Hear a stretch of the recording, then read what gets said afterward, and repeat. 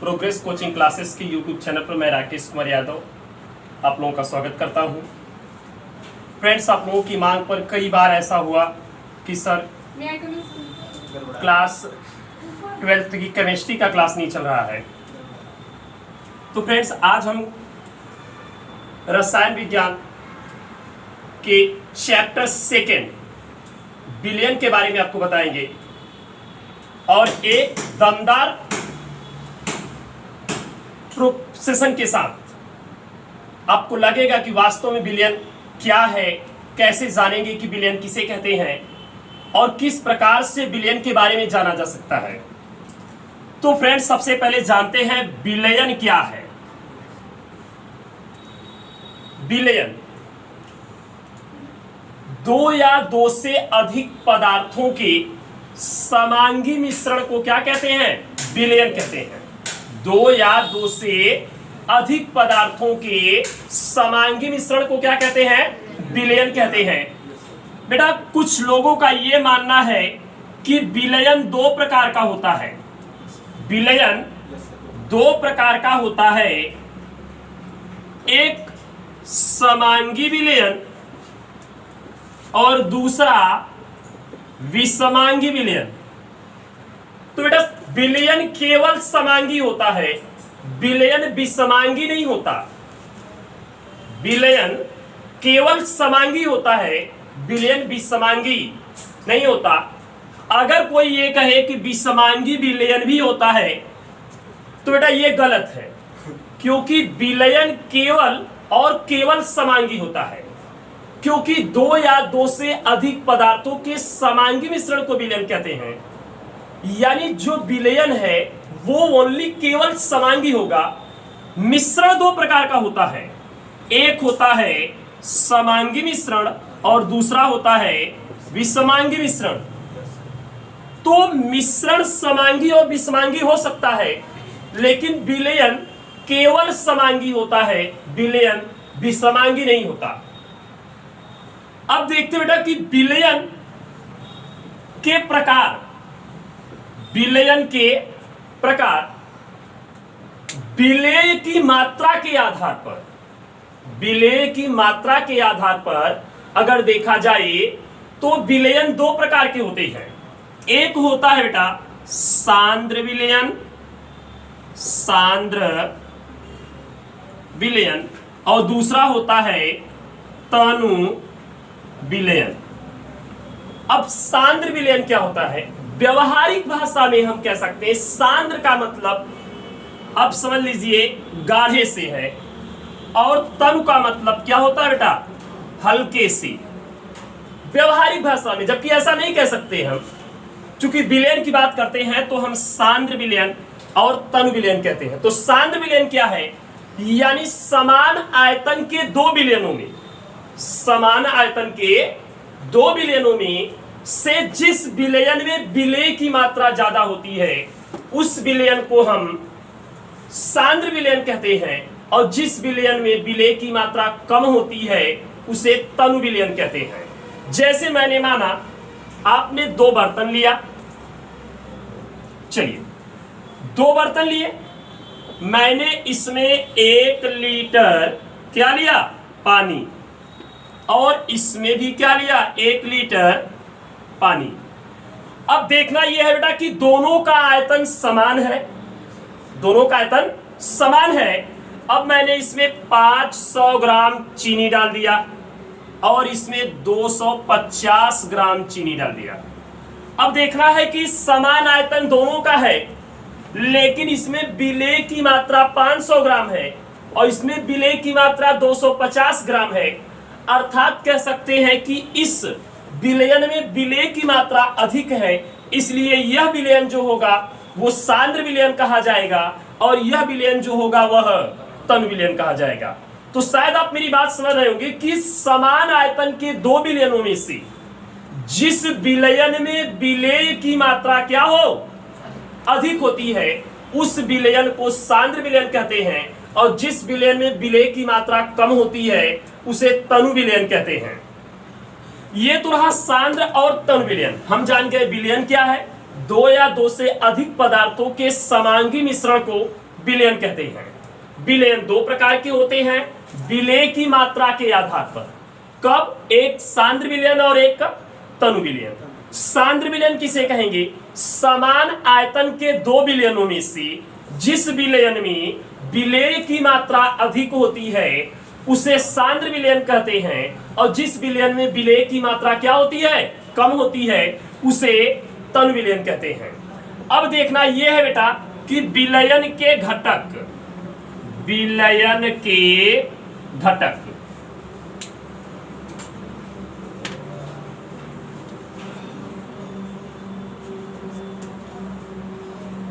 बेटा किसी भी विलयन के दो घटक होते हैं। किसी भी विलयन के दो घटक होते हैं।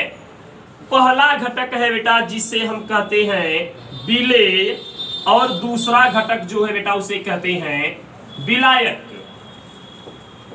अब सवाल यह पैदा होता है कि विलेय किसे कहते हैं और विलायक किसे कहते हैं।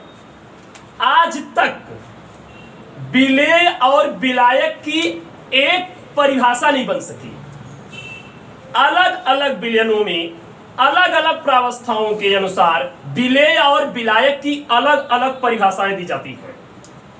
अगर अब समझिए, जब विलयन के दोनों घटक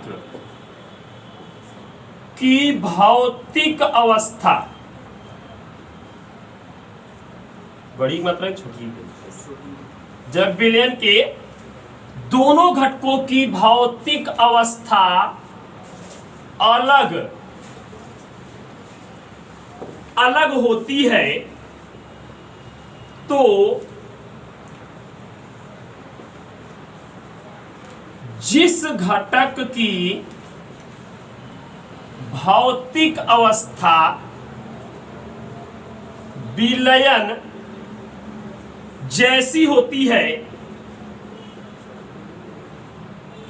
उसे विलायक कहते हैं, तथा दूसरे घटक को विलेय कहते हैं। समझिए, यानी जब विलयन के दोनों घटकों की भौतिक अवस्था क्या हो? अलग अलग हो, तो उसमें जिस घटक की भौतिक अवस्था विलयन जैसी हो उसे हम विलायक कहते हैं और दूसरे घटक को विलेय कहते हैं। अब चलिए, जैसे एक बर्तन लीजिए, उसमें आप पानी मिलाइए और चीनी और पानी लेकर दोनों को अच्छी प्रकार से मिक्स करिए। आपका विलयन बनेगा, क्योंकि वो समांगी है। और समांगी किसे कहते हैं? जब विलयन में उपस्थित विभिन्न घटकों को अलग अलग न देखा जा सके, जब विलयन में उपस्थित विभिन्न घटकों को अलग अलग न देखा जा सके, तो ऐसे विलयन को क्या कहते हैं? समांगी विलयन कहते हैं। जैसे चीनी और पानी का विलयन, नमक और पानी का विलयन, वायु, भाई वायु में नाइट्रोजन, कार्बन डाइऑक्साइड, विभिन्न प्रकार की गैसें, ऑक्सीजन, सारी चीजें मिली होती हैं, लेकिन क्या हमें सारी चीजें अलग अलग दिखाई देती हैं? नहीं। तो यह एक गैसीय विलयन है जिसमें विभिन्न गैसें आपस में मिली होती हैं, परंतु हमें अलग अलग दिखाई नहीं देती। अर्थात वायु एक समांगी मिश्रण है, समांगी मिश्रण भी है, और समांगी मिश्रण जो होता है वो विलयन भी कहा जाता है। अब सवाल ये पैदा होता है बेटा कि चीनी और पानी को मिलाने पर किसे विलेय कहें और किसे विलायक कहें? तो पानी की भौतिक अवस्था द्रव जैसी होगी और चीनी की भौतिक अवस्था ठोस होगी। तो अगर दोनों को मिलाएंगे तो जो विलयन बनेगा वो द्रव अवस्था में बनेगा। अब ये बताइए, पानी द्रव के रूप में है या चीनी? तो पानी द्रव के रूप में है, अर्थात पानी को हम क्या कहेंगे? विलायक कहेंगे, और चीनी को क्या कहेंगे? विलेय कहेंगे। यानी आप समझ सकते हैं मेरी बात को, मैं क्या कह रहा हूं कि जब विलयन के दोनों घटकों की भौतिक अवस्था अलग अलग हो तो जिस घटक की भौतिक अवस्था विलयन जैसी हो जाए, अगर विलयन ठोस हो जाए तो उस दोनों घटकों में से जो ठोस हो वो विलायक होगा। अगर विलयन द्रव हो जाए तो दोनों घटकों में से जो द्रव होगा वो विलायक होगा।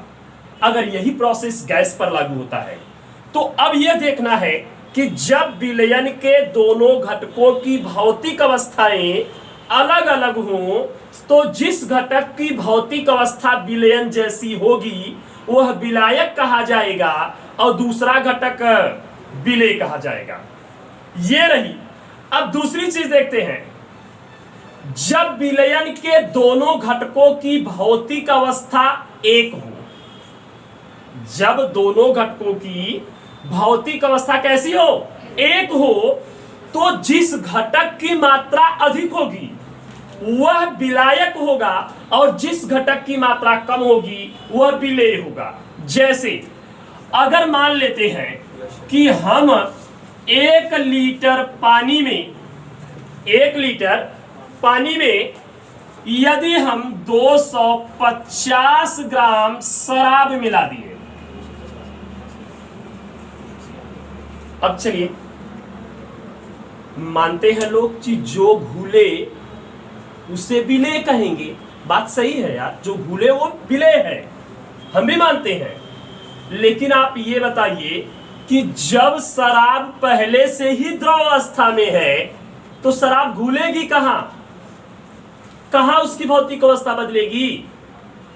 तो जब विलयन के दोनों घटकों की भौतिक अवस्था एक जैसी हो तो उसमें जिस घटक की मात्रा क्या होगी, अधिक होगी, उसे विलायक कहेंगे और दूसरे घटक को क्या कहेंगे, विलेय कहते हैं। अब 1 लीटर पानी में अगर हम 250 ml अगर हम शराब लेते हैं, चूंकि शराब भी द्रव अवस्था में रहेगी और पानी भी द्रव अवस्था में रहेगा, अगर आप दोनों को मिलाएंगे तो जो विलयन बनेगा वो द्रव अवस्था में बनेगा। तब आप कहेंगे कि सर ये दोनों घटक द्रव अवस्था में है, आपका जो विलयन बना वो भी द्रव अवस्था में है, तो अब भौतिक अवस्था तो दोनों की विलयन जैसी है, तो किसे हम विलायक कहें और किसे विलेय कहें?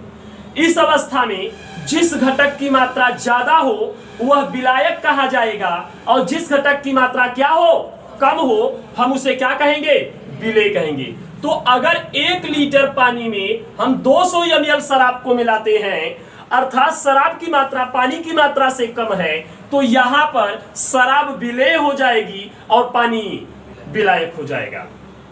दूसरी चीजें, अगर यही चीज उल्टा कर देते हैं, लोग कहेंगे पानी तो सर्वत्र विलायक है, पानी तो सर्वत्र क्या है, विलायक है। आइए देखते हैं,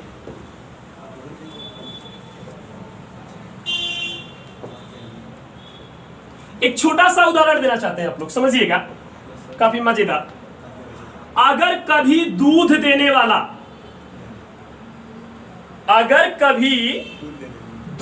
वाला हमारे घर आता है और वह यदि दूध में पानी मिलाकर देता है, तो बेटा हम उससे कभी यह नहीं कहते कि यार आज पनिया में दूध क्यों डालकर लाए हो, कभी नहीं कहते। मैं बार बार ये चीज बताता हूं कि अगर दूध देने वाला हमारे घर आए और हमको दूध दे तो हम उससे यही कहेंगे, यार आज दूध में पानी मिला दिए हो या दूध में आज पानी है। हम उससे ये नहीं कहते कि यार पानी में दूध क्यों डाल के लाए हो, यानी दूध में पानी है, यानी कहीं ना कहीं दूध पानी से ज्यादा है, कहीं ना कहीं दूध पानी से ज्यादा है, तो हम दूध मतलब वहां विलायक होगा और पानी वहां पर क्या होगा, विलेय होगा। लेकिन यदि मान लो कोई बहुत बड़ी टंकी है और उस टंकी में पानी है और उस पानी में किसी कारणवश किसी भी प्रकार से थोड़ा दूध गिर जाए तो हम ये तो नहीं कह सकते यार कि पूरा दुधवा में पानी है, ये नहीं कहते। हम ये कहते हैं अरे यार ये तो पानी में दूध है क्या। तब मेरी भाषा तुरंत बदलती है, सेंटेंस तुरंत बदलते हैं।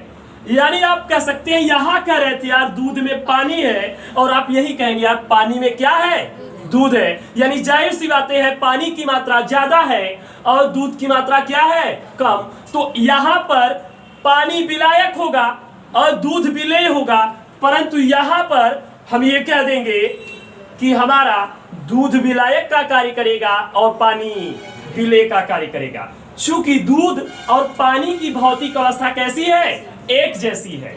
जब विलयन के दोनों घटकों की भौतिक अवस्था एक जैसी होती है, तो जिस घटक की मात्रा अधिक होती है उसे विलायक कहते हैं, और जिस घटक की मात्रा कम होती है उसे विलेय कहते हैं।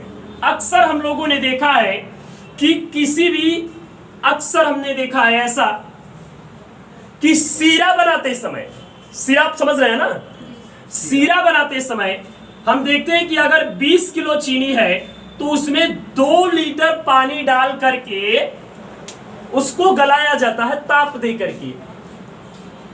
अब आप कहेंगे कि सर चीनी ज्यादा है यहां और पानी कम है, तो यहां चीनी विलायक होनी चाहिए और पानी विलेय। नहीं मेरे बच्चों, ऐसा नहीं है।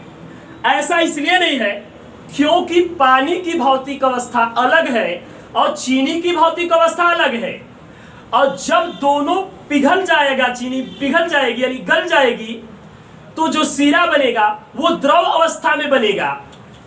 तो आप बताइए चीनी और पानी में द्रव कौन था, पानी।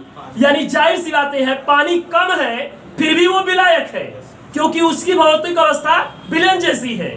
तो जब भौतिक अवस्थाएं अलग अलग रहें उस कंडीशन में जिसकी भौतिक अवस्था विलयन जैसी रहे वह विलायक होगा और दूसरा घटक विलेय होगा। लेकिन जब भौतिक अवस्था एक जैसी रहे तो उसमें जिस पदार्थ की मात्रा ज्यादा होगी वह विलायक होगा और दूसरा घटक क्या होगा, विलेय होगा। तो हमने देखा विलयन किसे कहते हैं, सांद्र विलयन किसे कहते हैं और तनु विलयन किसे कहते हैं। उसके बाद हमने देखा बेटा विलेय किसे कहते हैं और विलायक किसे कहते हैं। आई होप अंडरस्टैंडिंग, शायद मेरी बात आप समझ रहे होंगे। आइए देखते बेटा,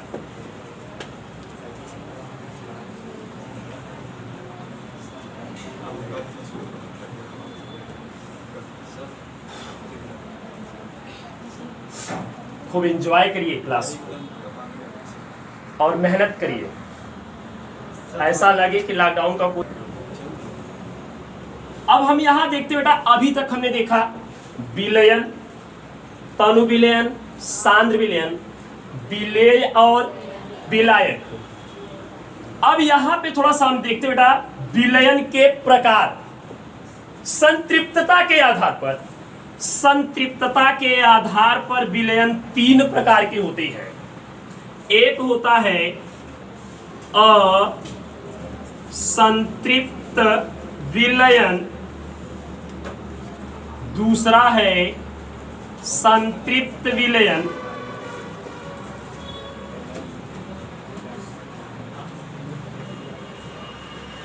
और तीसरा है बेटा अति संतृप्त। संतृप्तता के आधार पर विलयन 3 प्रकार के होते हैं, असंतृप्त विलयन, संतृप्त विलयन और अति संतृप्त विलयन। तो बेटा संतृप्त विलयन, असंतृप्त विलयन और अति संतृप्त विलयन। तो सबसे पहले हम ये जाने बेटा कि संतृप्त क्या होता है, संतृप्तता किसे कहते हैं। एक छोटा सा उदाहरण अक्सर वास्तविक जीवन से जोड़कर थोड़ा पढ़िए, मजा आएगा। एक बर्तन लीजिए, एक बर्तन लीजिए, इस बर्तन में आप थोड़ा सा पानी ले लीजिए।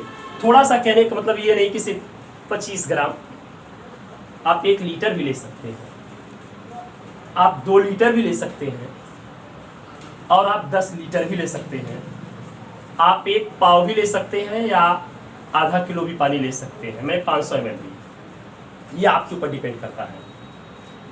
आप यहाँ किसी कटोरे में या किसी बर्तन में रखे हुए बर्तन ले लीजिए और उसमें चीनी रखी हो। चलिए अब आप इस पानी में थोड़ी सी चीनी डालकर उसे कांच के रॉड से या किसी भी प्रकार से आप उसको हिलाइए।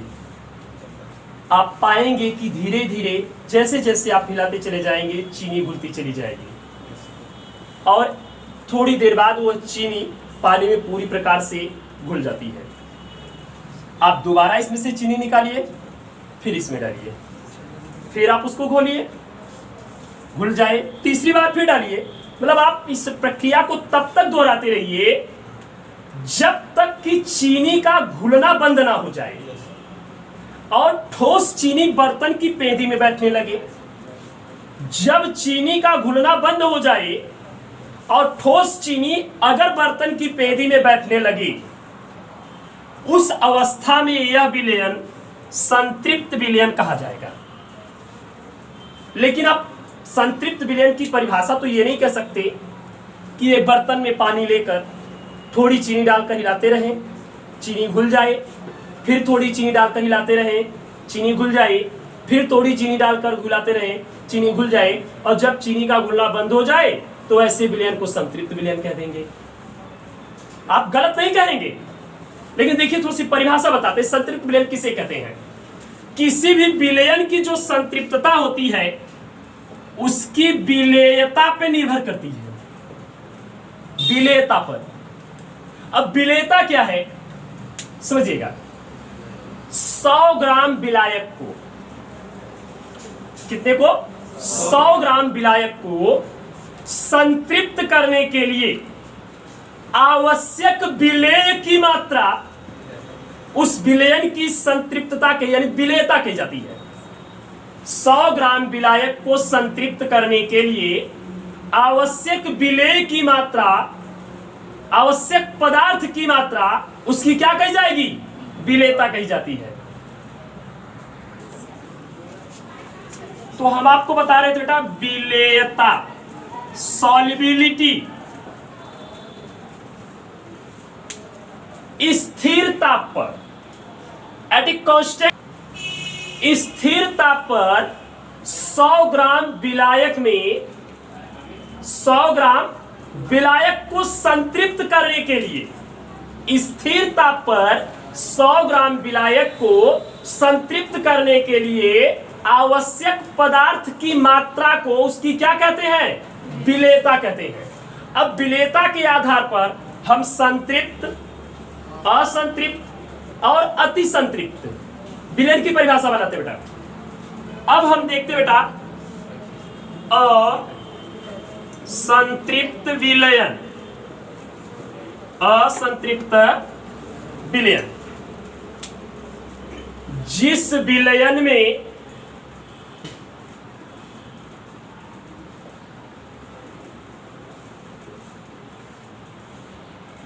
विलेय की मात्रा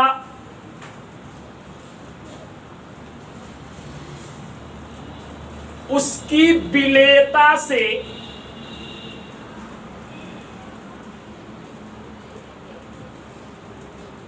कम मात्रा में उपस्थित होती है,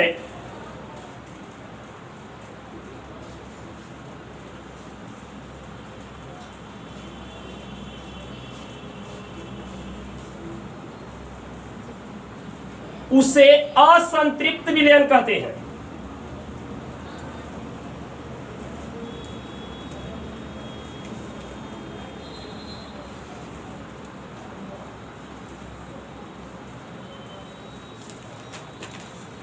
जिस विलयन में विलेय की मात्रा उसकी विलेयता से कम मात्रा में उपस्थित होती है, ऐसे विलयन को असंतृप्त विलयन कहा जाता है। संतृप्त विलयन,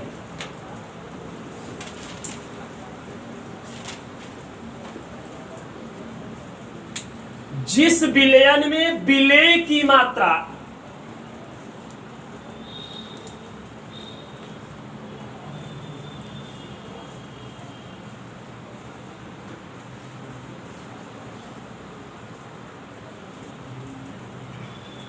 जिस विलयन में विलेय की मात्रा अपनी विलेयता की मात्रा के बराबर उपस्थित होती है,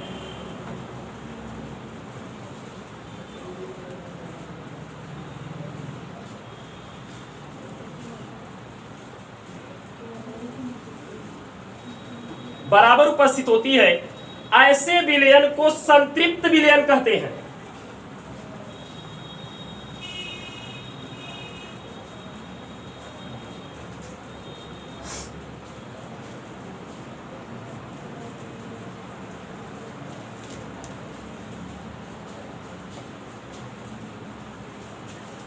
अति संतृप्त विलयन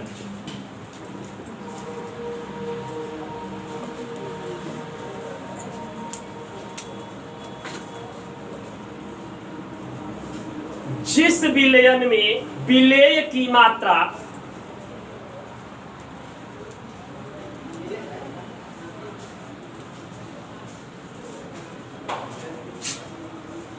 जिस विलयन में विलेय की मात्रा विलेयता की मात्रा से अधिक मात्रा में उपस्थित होती है,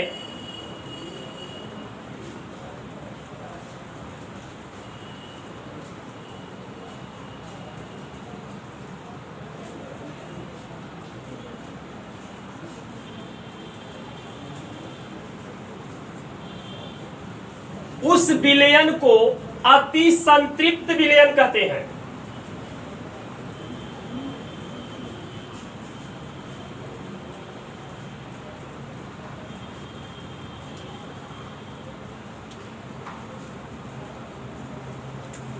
तो हम जान गए बेटा संतृप्त विलयन,